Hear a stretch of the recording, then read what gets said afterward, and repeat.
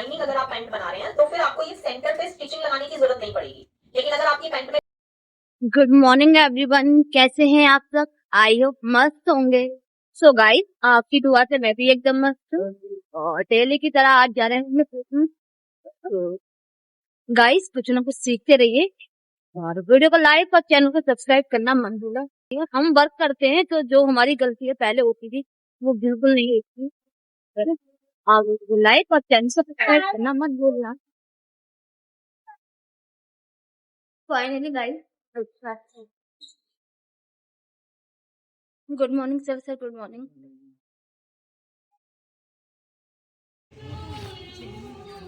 Good morning दी, good morning.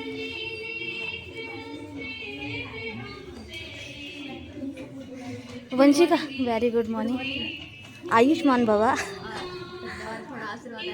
Late हो गया क्योंकि आज हमारे कैमरे के अंदर फोग जमा हो गया था, वो पूरा ब्लर हो रहा था, इसकी वजह से हम क्लास नहीं कर पा रहे थे। नो प्रॉब्लम, अभी हम क्लास स्टार्ट कर रहे हैं। सभी लोग रेडी हैं? Yes ma'am. क्लास स्टार्ट करने से पहले हम 2 मिनट का मेडिटेशन करेंगे, फिर उसके बाद अपनी क्लास कंटिन्यू करेंगे। रेडी हैं आप सब? ओके। आज मैं काउंटिंग नहीं करूंगी और पैंट में हमने मार्किंग अच्छे से सीखा है एंड स्टेप बाय स्टेप उसको स्टिच भी किया है। आज का जो टॉपिक है, आज हम क्लास में सीखने वाले हैं पैंट में बेल्ट लगाना और उसके साथ साथ इलास्टिक भी अटैच करना और उसके साथ साथ हमें पैंट में जिप भी लगाना है। प्रॉब्लम कहाँ आती है पहले वो जान लेते हैं। बेल्ट जब आप अटैच करते हो तो आपकी बेल्ट सही से अटैच नहीं होती है क्योंकि हम वहां पे फैब्रिक को अच्छे से सेट नहीं करते हैं। इसीलिए क्या होता है, पैंट में हमेशा पीछे बेल्ट में इलास्टिक में झोल आ जाता है, जिसकी वजह से फिनिशिंग अच्छे से दिखती नहीं है, प्रॉपर शो नहीं होती है। हमें क्या करना है, प्रॉपर तरीके से इलास्टिक अटैच करना सीखना है, बेल्ट को लगाना सीखना है ताकि हमारी पैंट की बैक की बेल्ट में फिनिशिंग अच्छे से आए। साइज के अकॉर्डिंग अपनी बेल्ट को कटिंग करना है, ठीक है। तो मैंने यहाँ पे आपको 3 साइज एक्सप्लेन किए थे। पहला था 1 इंच का इलास्टिक, क्योंकि बहुत बार हम 1 इंच की इलास्टिक भी यूज करते हैं। अगर आप 1 इंच की इलास्टिक यूज कर रहे हो तो आपको बेल्ट कटिंग करना है 3.5 इंच। अगर आपका इलास्टिक का साइज 1.25 है तो आपको 4 इंच का बेल्ट कटिंग करना है। अगर आपका इलास्टिक का साइज 1.5 है, 1.5 इंच की आपकी इलास्टिक है, तो आपको 4.5 इंच का बेल्ट कटिंग करना है। तो वो बिल्कुल परफेक्ट आपका साइज के अकॉर्डिंग जाएगा। तो दोनों पार्ट अच्छे से रेडी कर रहे हैं तो बिल्कुल इसी तरीके से फिनिशिंग से आपको करना है। जब आप ये दोनों पार्ट पर अच्छे से प्रेस कर लेंगे तो आपका यहाँ पे भी एक जॉइंट है और इधर भी जॉइंट है, आपको बॉल पिन की हेल्प ले लेना है, ठीक है। जब आप प्रेस कर रहे हो और फिर अपनी पैंट को रेडी कर रहे हो तो आपको बॉल पिन लेना है। बॉल पिन से आपको ये पता चल जाएगा अभी तक का जो भी काम हुआ है वो सही से हुआ है या नहीं हुआ है। तो हम यहाँ पे 2-3 जगह पे ऐसे बॉल पिन को अंदर करेंगे और दूसरी साइड से देखेंगे जॉइंट के पास से ही निकल रहा है या नहीं। अगर नहीं निकल रहा है तो इसका मतलब प्रेस सही से नहीं हुआ है। तो आपको स्टार्टिंग में ही अपनी पैंट के फ्रंट वाले पार्ट में जो प्लेट की मार्किंग थी वहां पे प्लेट डाल देना चाहिए था, लेकिन हमने नहीं डाला। पहले स्टार्टिंग में ही डाल दो, ठीक है। जब आप फ्रंट वाले पार्ट को कच्चा करते हो और यहाँ पे पॉकेट लगाते हो तो पॉकेट लगाने से पहले आपको यहाँ पे अपनी प्लेट को डाल देना है, ठीक है। मैंने नहीं डाला, गलती हो गया, लेकिन आप लोगों को ध्यान रखना है। पहले आप कच्चा करोगे और फिर कच्चा करने के बाद जो स्टेप लोगे वो यहाँ पे प्लेट डालने का लोगे। पहले आपको पॉकेट लगाने से पहले प्लेट डालना है। तो अभी प्लेट डालने के लिए हमें बिल्कुल वही वाला पॉइंट लेना है जहां मैंने गाइडलाइन दिया है। मुझे कट नजर आ रहा है, ब्लैक कलर है इसलिए आपको नहीं नजर आ रहा होगा, मैं यहाँ पे निशान लगा देती हूँ। ये मेरा प्लेट का मार्किंग है और प्लेट की मार्किंग करते कैसे हैं, ये वाला पॉइंट और ये वाले पॉइंट का सेंटर लेते हैं। सेंटर पे आपको सेंटर पॉइंट लेना है, देखो बिल्कुल सेंटर पे ही सेंटर पॉइंट है, ठीक है। तो ध्यान रखना है, सेंटर वाला पॉइंट लेना है और दोनों साइड में जो भी आपको प्लेट डालना है, जितना भी मार्जिन आपको प्लेट में लेना है वो ले लीजिए। आधा इंच भी हो सकता है और 0.75 भी हो सकता है, कभी कभी तो 1 इंच भी हो सकता है। कब होता है, जब आपको लगता है हिप का बहुत हैवी है और बेल्ट बहुत कम है। बहुत ही रेयर होता है वैसे ऐसा, जिनका हिप साइज ज्यादा है और बेल्ट का साइज कम है। इन फ्यूचर आपको कोई ऐसा क्लाइंट मिल जाता है जिसका बेल्ट का साइज बहुत कम है और हिप का साइज बहुत ज्यादा है, वहां पे आपको ये प्लेट को थोड़ा डीप कर लेना है। तो 1 इंच भी चलता है बट बहुत रेयरली, मतलब 1 या 2 ही क्लाइंट ऐसे होंगे अभी तक जिनकी पैंट में मैंने 1 इंच का प्लेट डाला होगा। 90% प्लेट डलता है दोनों साइड से हाफ इंच, यानी कि 1 इंच। 90% आप 1 इंच का प्लेट डालते हो। अगर आप देख लेते हो कि बॉडी स्ट्रक्चर ऐसा है, हिप साइज हैवी है और बेल्ट का साइज कम है, तो वहीं पे आपको प्लेट थोड़ा सा डीप कर लेना है। प्लेट की मार्किंग करनी है, स्ट्रेट लाइन बनाना है, एकदम सीधा होना चाहिए, टेढ़ा नहीं होना चाहिए। प्लेट का जो लेंथ होता है आपके प्लेट के मार्जिन के ऊपर डिपेंड होता है। जैसे जैसे आपका ये ज्यादा होगा वैसे वैसे ही आपका लेंथ भी ऐसे ही होगा। अब यहाँ पे हम चेक कर लेते हैं, यहाँ से हमारा लेंथ आ गया है 6 इंच पर। सेम यही मार्किंग आपको दूसरी साइड पे भी कर लेनी है प्लेट डालने के लिए। देखो इतना हमें ये चीज ओपन करनी पड़ रही है, अगर पहले से ही प्लेट हम डाल चुके होते तो शायद हमें ये प्रॉब्लम नहीं आती। यहाँ से आपको सेंटर वाला पॉइंट लेना है। ऑलरेडी मैंने कट लगाया हुआ है बट मे बी कि आपको ये कट शो नहीं हो रहा होगा क्योंकि ब्लैक कलर है। ब्लैक मैंने इसलिए लिया है, मार्किंग अच्छे से दिखता है। अब मुझे लेंथ 6 इंच लेना है क्योंकि मैंने दूसरी प्लेट भी 6 इंच लेंथ पे ही बनाई है, तो यहाँ पे 6 इंच पे मार्क करेंगे और दोनों निशान को इस 6 वाले पॉइंट पे मिला देंगे ऐसे। ठीक है, तो पहले क्या करेंगे, प्लेट डालेंगे, फिर उसके बाद क्या करेंगे, आसन ज्वाइन करेंगे। प्लेट डालने के बाद अपने आसन को ज्वाइन करना है।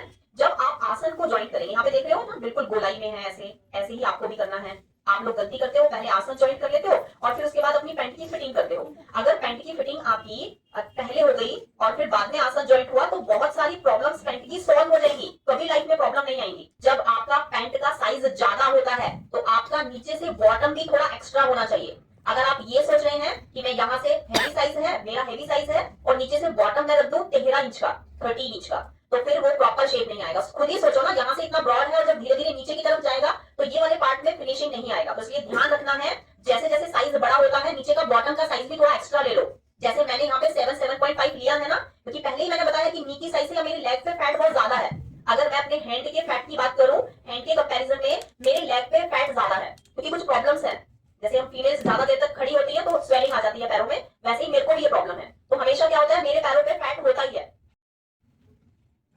विदाउट लाइनिंग अगर आप पैंट बना रहे हैं तो फिर आपको ये सेंटर पे स्टिचिंग लगाने की जरूरत नहीं पड़ेगी। लेकिन अगर आपकी पैंट में लाइनिंग है तो ये सेंटर वाली स्टिचिंग लगाना बहुत जरूरी है, लगाना ही पड़ेगा। तो हम सेंटर पे एक सिलाई लगा रहे हैं। ध्यान रहे, ये सिलाई आपको तब लगानी है जब आपकी पैंट में लाइनिंग हो, और लाइनिंग बिल्कुल बराबर होना चाहिए। ऐसा नहीं एक साइड से कम एक साइड से ज्यादा, प्रेस करके उसको बिल्कुल इक्वल कर लीजिए।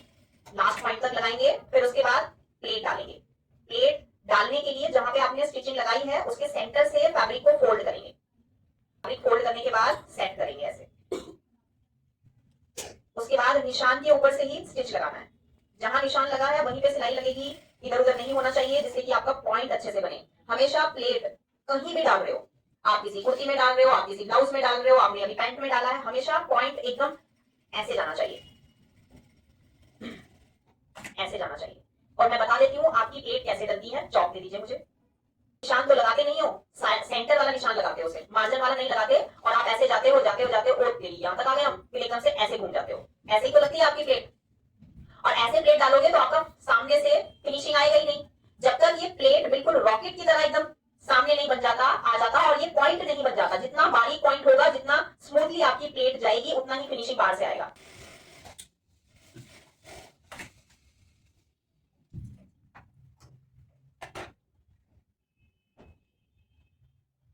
अब देखो, यहां से आपका जो पॉइंट है ना, ये बहुत अच्छे से सेट हो जाएगा। आसन ज्वाइन करना है। आसन ज्वाइन करने के लिए किसी भी एक पॉइंट से आपको सिलाई लगाना स्टार्ट करना है, बट ये ध्यान रखना है आपका जो ये जॉइंट है ये दूसरे जॉइंट से बिल्कुल मैच करना चाहिए, क्योंकि शुरुआत तो हमें किसी भी दोनों कॉर्नर से करनी है, बट ध्यान रखेंगे ये बिल्कुल आमने सामने होना चाहिए। तो मैंने क्या किया, दोनों जॉइंट को ऐसे मिला लिया और यहाँ पे बॉल पिन लगा दिया, ताकि ये आसन आगे पीछे ना हो। अब आपको आसन पर ध्यान देना है। एक साइड से तो आपका मार्जिन कम है, यानी कि जो फ्रंट वाला पार्ट है वहां पे मार्जिन आपको कम मिलेगा, लेकिन मैंने बैक में मार्जिन बहुत ज्यादा लिया है। ठीक है, तो जो मार्जिन ज्यादा है उसको मुझे ऐसे फोल्ड करना है। देखो ऐसे मार्जिन को हम ऐसे फोल्ड कर लेंगे। ऐसे ही नीचे वाले पार्ट में भी मार्जिन है, इस मार्जिन को भी हम ऐसे ही फोल्ड करेंगे। जब हमारा ये मार्जिन पूरा ऐसे फोल्ड हो जाएगा तब आपको ये सिलाई लगानी है। एक जगह से सिलाई लगाना स्टार्ट करेंगे। और मैंने जो कट लगाए थे ना, उन कट को भी मैं देख रही हूँ, मैंने जो कट लगाए हैं आमने सामने वो बिल्कुल मैच हो रहे हैं। देखो यहाँ पे भी कट है, लेकिन ये कट बिल्कुल आमने सामने आ रहा है। आसन में भी तो हमने कट लगाया था, याद हो तो आपको, तो ये चेक कर लेना है। अब कहीं पे भी एक जगह से देखेंगे आप, बिल्कुल बराबर ही आपको मिलेगा ऐसे। ये देखो, यहाँ से भी बराबर है मेरा, यहाँ से भी बराबर है, आगे से भी पूरा बराबर आएगा। अगर बिल्कुल कटिंग परफेक्ट है तो ये बराबर ही आएगा। अगर कटिंग सही नहीं करोगे और आपको कच्चा सही से नहीं करेंगे आप, तो भी आपका ये आगे पीछे हो जाएगा। तो मैं यहाँ से सिलाई लगाना स्टार्ट करूंगी। लेना है आधा इंच, हाफ इंचेस मार्जिन लेना है, सिलाई लगा देना है।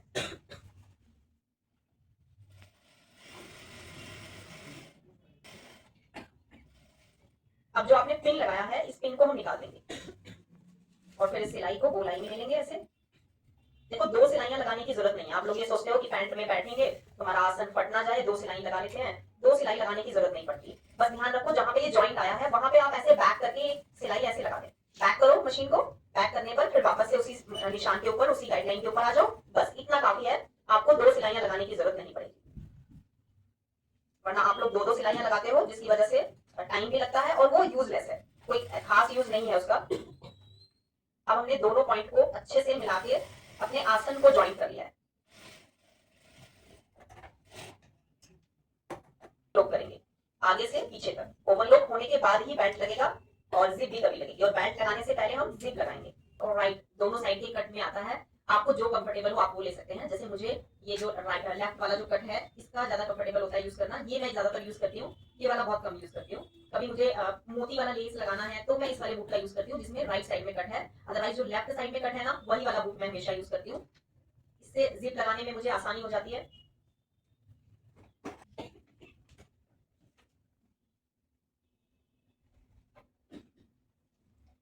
थोड़ा सा गैप होना चाहिए। ध्यान रखें कि ये वाला जो साइड है, सीधे वाला साइड, यहाँ पे आपकी निडल टच होनी चाहिए। देख पा रहे होंगे आप, हमने जो निडल यूज की है, निडल जो लगाई है, यहाँ पे होल में थोड़ा सा गैप है, लेकिन इधर गैप नहीं है।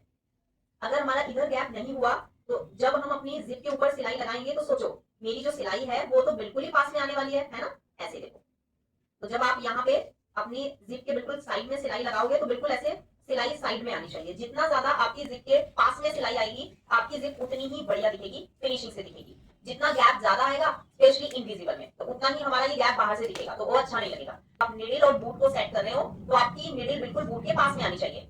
कभी कभी होता है कि दूर होती है, तो क्या करना पड़ता है मुझे, यहाँ पे एक पॉइंट दिया हुआ है, इस पॉइंट को यहाँ पे इस कैप को ओपन करना होता है और इस कैप के बिल्कुल सामने एक स्क्रू दिया हुआ है, उसे ओपन करना है। ओपन मतलब थोड़ा सा लूज करना है। जैसे आप उसे लूज करेंगे ये आपका मूव करने लगेगा, ऐसे हिलने लगेगा। तो जहां पे भी आपको सेट करना है वहां पे सेट करोगे और वापस से इस स्क्रू को टाइट कर दोगे। हमें जिप को लगाना कहाँ है, जैसे मुझे यहाँ पे लगाना है पैंट के राइट साइड में, और मैंने क्या किया हुआ है, यहाँ पे जितना भी मार्जिन है उसको फोल्ड कर लिया है पहले ही प्रेस से।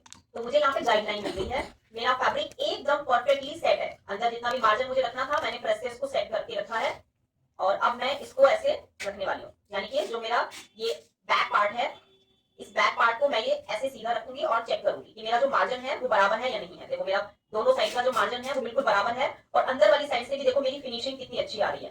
ठीक है, अच्छी आ रही है तो मुझे खुद को भी अच्छा लग रहा है। लाइन भी है, मैंने प्रेस किया हुआ है ऑलरेडी। इसकी गाइडलाइन जहाँ पे भी है आपको विजिबल हो, अच्छे से दिखाई दे, इसलिए मैं यहाँ पे चौक से निशान लगा लेती हूँ।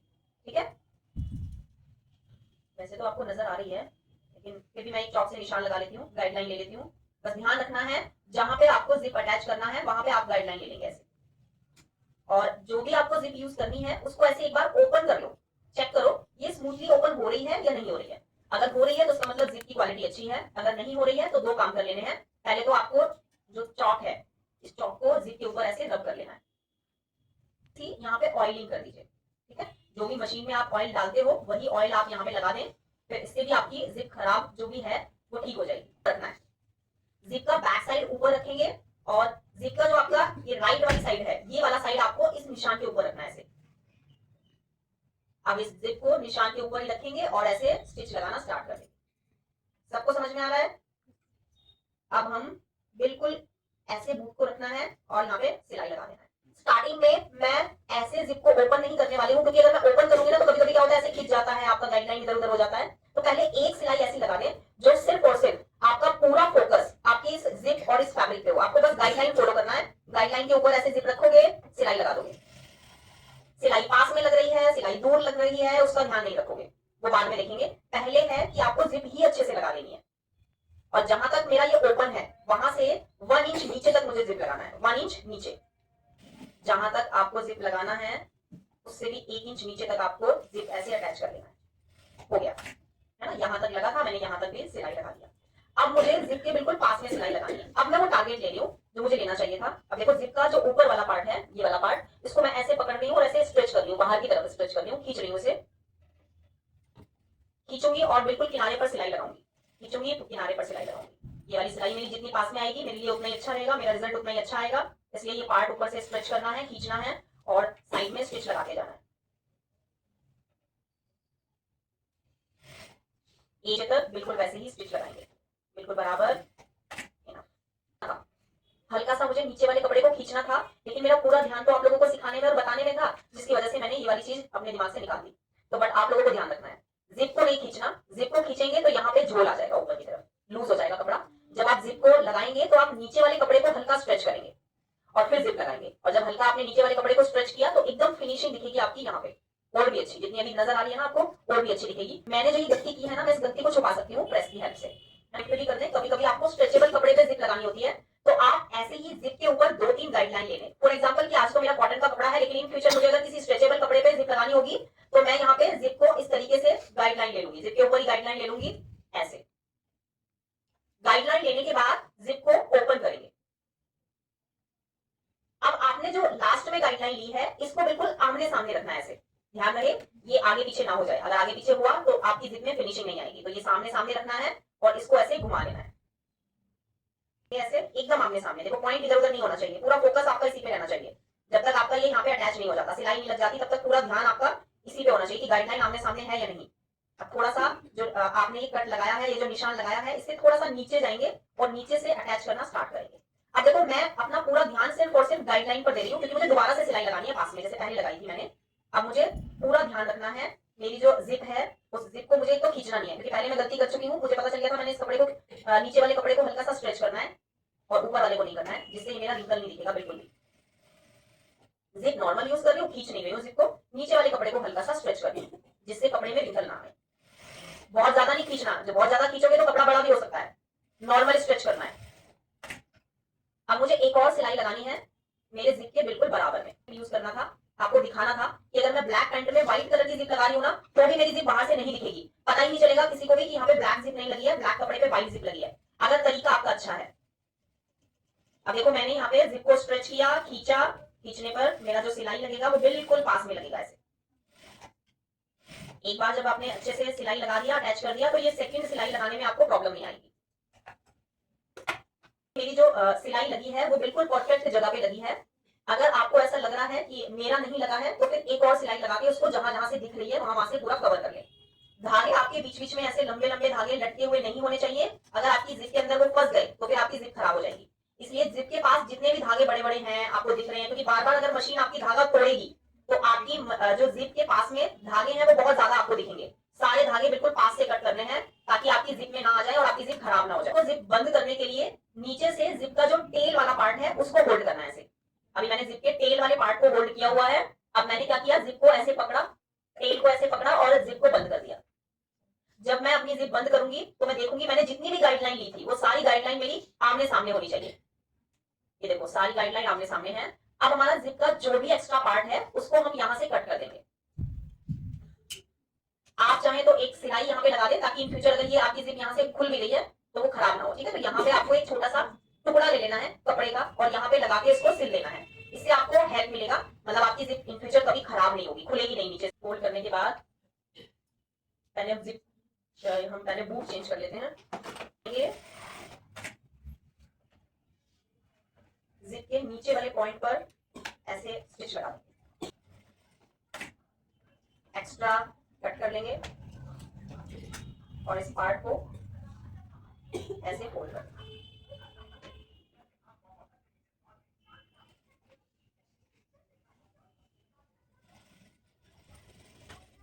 और दोनों साइड से एक्स्ट्रा मार्जिन कट कर लेंगे। इस तरीके से आप अपनी जिप को पूरा रेडी कर लें, इससे ये ओपन भी नहीं होगी और अच्छे से सेट हो जाए। जिप लगाई कैसे है जरा वो तो देख लेते हैं। देखो अगर आप यहाँ पे ऊपर से देखेंगे, अगर ये व्हाइट कलर का भी जिप होता ना तो भी विजिबल नहीं होता ऊपर से। ठीक है, बिल्कुल बिल्कुल ऐसा लग रहा है कि जैसे नीचे से ऊपर तक का जो जॉइंट है ना वो यहीं तक आ गया है। ठीक है, तो अब इसके ऊपर हमें प्रेस कर लेना है। हमारा तो सेट हो गया है, वैसे प्रेस करने की मुझे जरूरत भी नहीं है। और आप थोड़ा सा ध्यान भी देंगे तो अगर आपको दिख भी रहा होगा तो एक साइड में रिंकल आ रहा है, हल्का हल्का दिख रहा है, सबको दिख रहा है। एक साइड में रिंकल है और एक साइड में नहीं है। तो जिस साइड से मैंने हल्का सा भी लूज किया उस साइड से आ गया, लेकिन जिस साइड से मैंने ध्यान में रखते हुए सिलाई लगाई उस साइड से नहीं आया। साथ के साथ पॉकेट को स्टिच कर लिया तो इधर उधर भी हो सकता है, बट अभी वो से पहले ही आप सेट करके रखें। आपकी बेल्ट वाले कपड़े में जो आपका जहां पे बेल्ट लगेगा वहां पे आपको अपनी पॉकेट को ऐसे बिल्कुल सीधा अटैच कर लेना है। तो यहाँ पे बिल्कुल भी पता नहीं चल रहा जिप लगी है या नहीं लगी है। पैंट की बेल्ट को अटैच करते हुए बहुत सारी ऐसी चीजें हैं जो आपको ध्यान रखनी है। पहले मैं अपनी बेल्ट में जॉइंट लगा लेती हूँ, दे दो मुझे।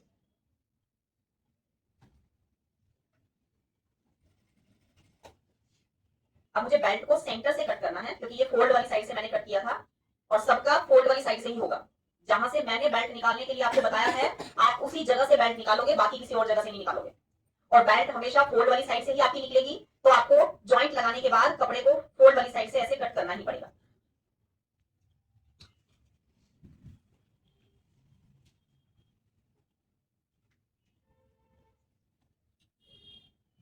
कट करने के बाद जॉइंट को प्रेस करना है, को प्रेस कर लेना, आपका जॉइंट का मार्जिन किसी भी डायरेक्शन में हो सकता है, लेफ्ट में हो सकता है, राइट में हो सकता है और दोनों साइड में भी हो सकता है। अगर आपका कपड़ा बहुत पतला है, सॉफ्ट है, तो दोनों साइड में कर लीजिए, किसी भी साइड में, लेफ्ट या राइट। अगर लगता है पैंट का फैब्रिक बहुत मोटा है तो आपको दोनों मार्जिन अलग अलग रखने हैं, आधा लेफ्ट में और आधा राइट में। तो पैंट को ऐसे रखोगे, पैंट को ऐसे रखना है, फ्रंट वाला पार्ट ऊपर रखना है और आपकी बेल्ट ऐसे बिल्कुल सामने रहेगी।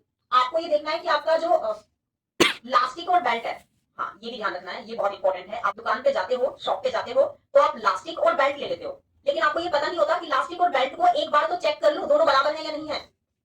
जो लास्टिक है और आपकी बेल्ट है वो दोनों बराबर होनी चाहिए, ऐसे नापोगे, वरना तो फिनिशिंग बिल्कुल भी नहीं आएगी। इसीलिए आप लोगों की आती भी नहीं है। आपकी बेल्ट और आपकी लास्टिक का साइज तो अलग अलग होता है। बेल्ट का साइज आपको पता ही है 30। अब 30 इंच का बेल्ट है तो आगे का कितना होगा, उसका आधा होगा 15। तो मुझे क्या करना है, 15 इंच में निशान लगा देना है।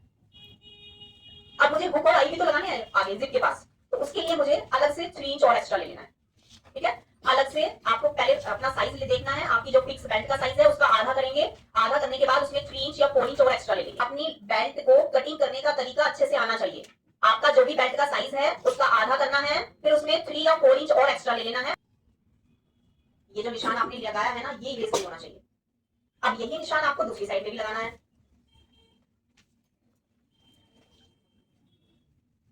बस हो गया। अब जहां पे आपने टेस्टिंग रखा है वहां से उठा के इस गाइडलाइन पर लेकर चिपका देना है। समझ गए हो? देखो, और जितना भी स्टिचिंग मार्जिन आप लेते हो उतना सिर्फ यहाँ पे छोड़ना है, फिर दोनों साइड में बेल्ट के निशान लगा लेना है और फिर जहां पे बेल्ट रखा था वहां से उठाना है और फिर ऊपर वाले निशान के बिल्कुल बराबर में ऐसे रख देना है और यहीं पे चिपका देना है। इसको पेस्ट कर दो। ये निशान हमारा इरेज ना हो जाए इसलिए हमने दूसरा चौक यूज किया है, क्योंकि प्रेस करूंगी तो निशान गायब हो जाएगा। अब ये बेल्ट अच्छे से पेस्ट होना चाहिए। हम लोग क्या गलती करते हैं, हल्का सा पेस्ट कर देते हैं, फिर उसके बाद वो थोड़ी देर के बाद लगाने के बाद निकल ही जाता है। तो आपका आयरन इतना अच्छे से होना चाहिए कि ये बिल्कुल स्ट्रॉन्गली पेस्ट हो रहा है। अब देखो जिप, जो ये आप लोगों को बेल्ट लगाना है कहां से लगाना है। एक साइड में जिप लगाए, वन साइड में जिप है और जिस साइड में पॉकेट लगा है, ये पॉकेट वाला पार्ट है हमारा। जॉइंट से यहां से बेल्ट अटैच करना स्टार्ट करेंगे। ठीक है, उसके बाद ये जो आपका बेल्ट का लास्ट वाला पॉइंट है, यहां से आपको इस पॉकेट वाले पार्ट को रखना है। समझ में आ गया? पैंट का पीछे वाला पार्ट, बैक साइड, यहां से बेल्ट अटैच करना स्टार्ट करेंगे। बैक साइड से सीधी साइड में पलटना है, बट लगाना एक बार कहां से स्टार्ट करना है, जो आपका पॉकेट वाला साइड है, इस पॉकेट वाले साइड का जो जॉइंट है, इस जॉइंट पे आपको ये रखना है। ऐसे नापते हुए जाएंगे ऐसे, और फिर आपको जितना भी आपने एक्स्ट्रा लिया है 3 इंच 4 इंच, वो आपका अपने आप बाहर आ जाएगा। ठीक है, तो ये ध्यान रखना है। अब मुझे यहाँ अपनी बेल्ट को अटैच करना स्टार्ट करना है और बस ध्यान रखना है निशान के एक पॉइंट ऊपर ही ले लीजिए। सुई की नोक के बराबर निशान से ऊपर ही लेना है, नीचे नहीं लेना, बस ये ध्यान रखना है। ऊपर रहना है।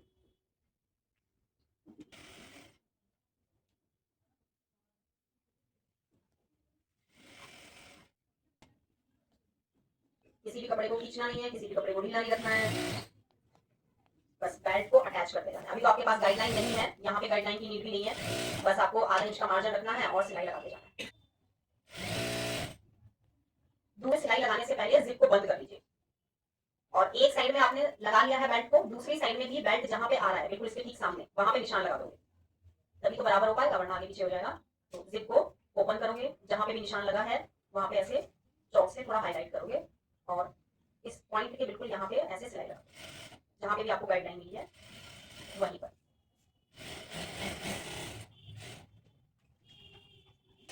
बाकी एक्स्ट्रा कटिंग कर लेंगे। टॉप स्टिच लगाएंगे। इससे पहले जो भी मार्जिन है बेल्ट में, इस मार्जिन को हम ऐसे फोल्ड कर लेंगे, फोल्ड करके ऐसे टर्न करके चेक कर लेंगे जो सिलाई लगी है वो सिलाई कवर हो रही है या नहीं, ऊपर से नजर नहीं आनी चाहिए ये सिलाई। फिर उसके बाद आपको ये टॉप स्टिच लगा लेना है। तो टॉप स्टिच लगा रही है, फिर ये टॉप स्टिच खोलनी पड़ेगी, इसलिए टॉप स्टिच लगाने से पहले चेक कर लो। टॉप स्टिच लगाएंगे किनारे पर, जिससे आप बेल्ट को अच्छे से फोल्ड कर पाओगे। बहुत सारे लोग ये टॉप स्टिच नहीं लगाते हैं, आलस कर जाते हैं और डायरेक्ट बेल्ट फोल्ड कर देते हैं, बट उससे बेल्ट में फिनिशिंग नहीं आएगी। मेरी आप लोगों की तो तब आएगी, अगर मैं भी ये नहीं लगाऊंगी तो मेरी फिनिशिंग भी नहीं आएगी।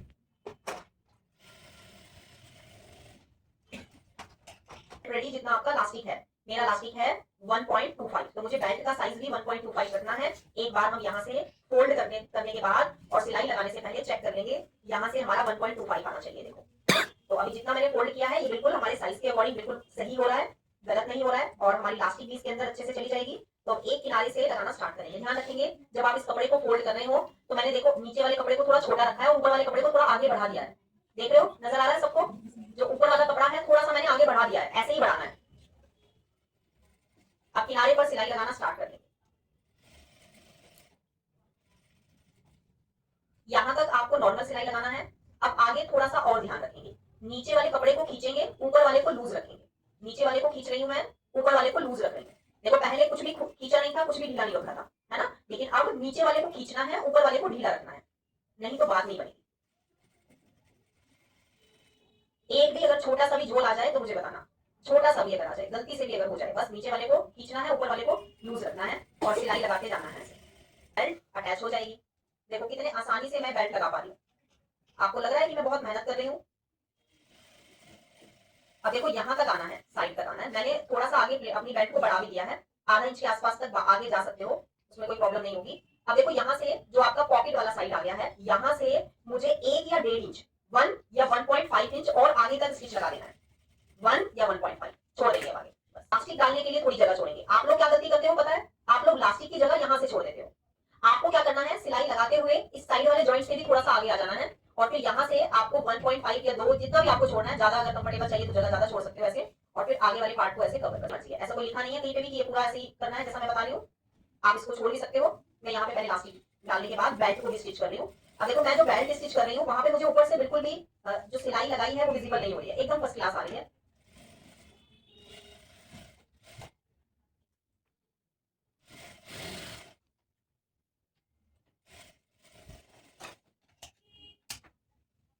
इससे पहले हम बेल्ट को प्रेस कर लेते हैं। आप लोग प्रेस भी नहीं करते हो, है ना? आप लोग बेल्ट पे प्रेस भी नहीं करते और बेल्ट पे लास्टिक लगा देते हो। तो उससे क्या होगा पता है? ये जो किनारी है आपकी, ये अच्छे से बैठेगी नहीं, क्योंकि लास्टिक डल जाएगा तो गैदर्स आ जाएगा। अब उसके ऊपर तो प्रेस बाद में कर ही नहीं सकते। कितना चाहिए? यानी कि 15 इंच, 30 इंच मेरा बेल्ट है और 15 इंच मैंने बेल्ट कटिंग किया और 15 इंच मेरा लास्टिक हो जाएगा। ये रहा 15 इंच का लास्टिक। हो सके तो आधा इंच और एक्स्ट्रा ले लीजिए बस।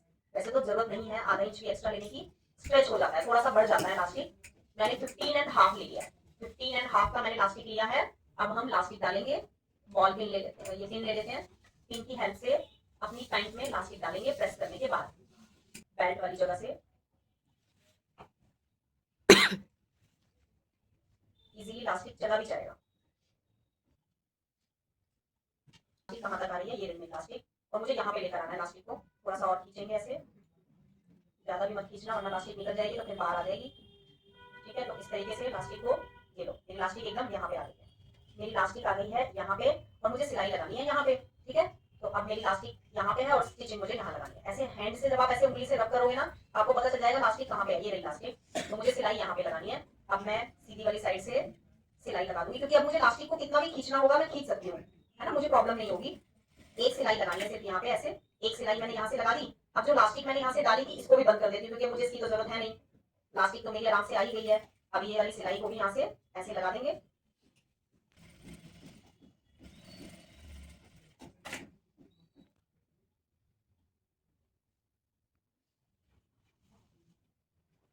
इनको बाहर निकाल लेंगे। अब मेरी जो लास्टिक अगर पलट भी गई है, देखो मेरा लास्टिक इधर से निकल गया। अब अगर लास्टिक इधर उधर भी हो गई है तो मैंने जो प्रेस किया था ना, देखो प्रेस जो किया था उससे मुझे पता चल जाएगा मुझे कितना घुमाना है कपड़े को, है ना? ये भी देखना है। प्लस यहाँ पे ध्यान दीजिए, अभी सबसे ज्यादा इंपॉर्टेंट ये वाला पॉइंट है। अब मैंने जो लास्टिक बाहर निकाली थी मैं इसे अंदर कर रही हूँ, देखो। और अंदर कहाँ तक करूंगी? धीरे धीरे धीरे धीरे। जो मेरा यहाँ पे जिप का पॉइंट है, इस जिप से सिर्फ आधा इंच बाहर रहना है मुझे। तो जिप वाले पॉइंट को ध्यान रखते रहेंगे और देखते रहेंगे अब कहाँ तक आ गए हैं। ऐसे खींचना है, ये आ गए हैं। ठीक है, तो जितना आपको इस जिप से बाहर रखना है बैठ के, बाकी जहाँ पे आ गए हैं वहां पे ऐसे स्टिच करा देंगे, बिल्कुल बराबर रखना है ऐसे, और यहाँ पे सिलाई लगा देंगे।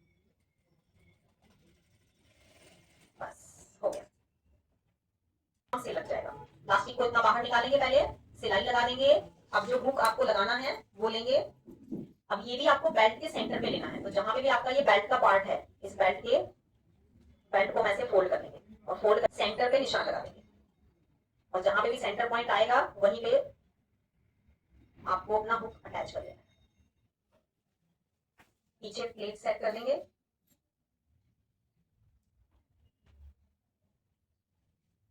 की हेल्प ले लेना, ठीक है? स्क्रू ड्राइव से आपका बहुत अच्छे से हो जाता है, क्योंकि ये प्लास्टिक का है इसलिए नहीं, वरना आपके कहीं पे भी लगने का चांस रह जाता है। तो इसको आप पेचकस की हेल्प से करेंगे, स्क्रू ड्राइव का यूज करेंगे,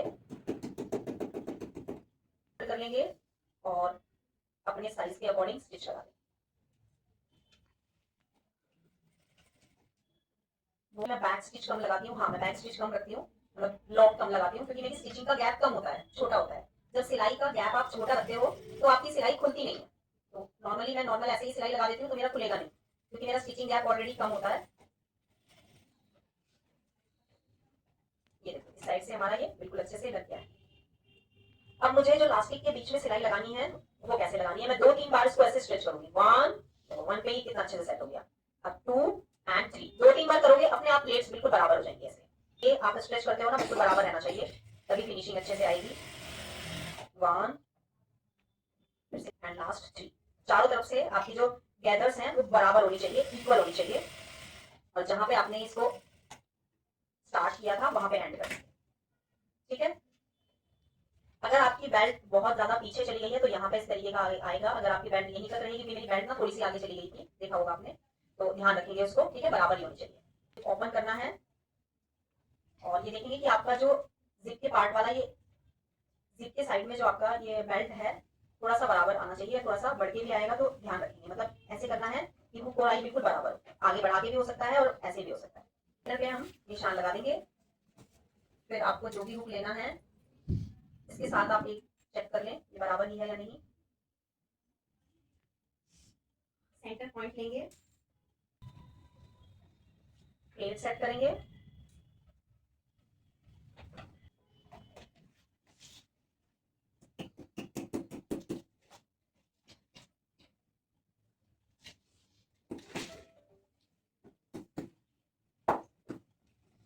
लेंगे, इसको सीधा भी फोल्ड कर सकते हो और ऐसे ट्रायंगल में भी फोल्ड कर सकते हो। इस टाइप की पैंट में आप स्टिच लगाएंगे तो सही रहेगा, और तुरपाई करेंगे तो और भी सही रहेगा। आप तुरपाई भी कर सकते हो ताकि ये जो सिलाई आप लगा रहे हो ये बाहर से विजिबल ना हो।